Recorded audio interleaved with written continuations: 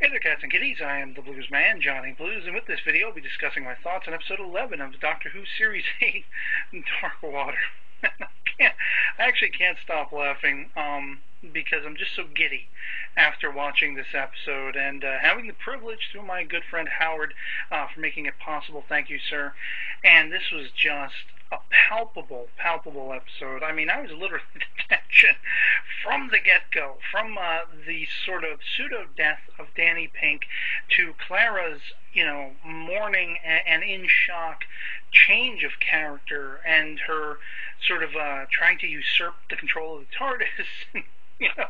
I mean, I was astounded by this episode. This episode was properly dark and edgy, and like I said, there was palpable tension all throughout. I was really just gritting my teeth watching the interaction where Clara is throwing all seven of those TARDIS keys into the lava and finding out that, that sort of sleep-inducing thing she tried to knock the Doctor out with was not in fact that at all, and he had actually sort of been aware of what she was doing and, turned it back on her, basically inducing a sort of sleep mentality to see how far she was willing to go. And it was really just compelling and shocking and almost twisted in a sense to see the level to which she was willing to take this. It was almost like the situation with Rose in, basically the first series with Eccleston's Doctor, where she's trying to save her father's life, only this is something entirely different. This is a companion becoming very selfish and very controlling and just, I almost feel like it was out of character to a point, but at the same time, as someone who has gone through mourning, multiple times in my life, putting myself in Clara's shoes, I could see where she was coming from with this magical man in a box who can travel through time and space. You'd want to be able to utilize that. It wouldn't really matter what the ramifications on the universe would be to your own personal feelings and emotions and everything, your loss. And so that was all just mind-boggling, everything like that.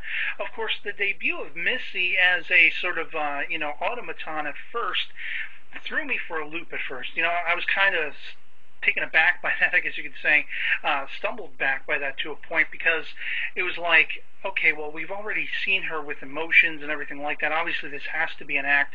What's it all leading up to? And I already knew, because we've seen the preview images of all the Cybermen and everything like that, that probably the corpses, the skeletons in this dark water, air quotes, were probably Cybermen and everything like that.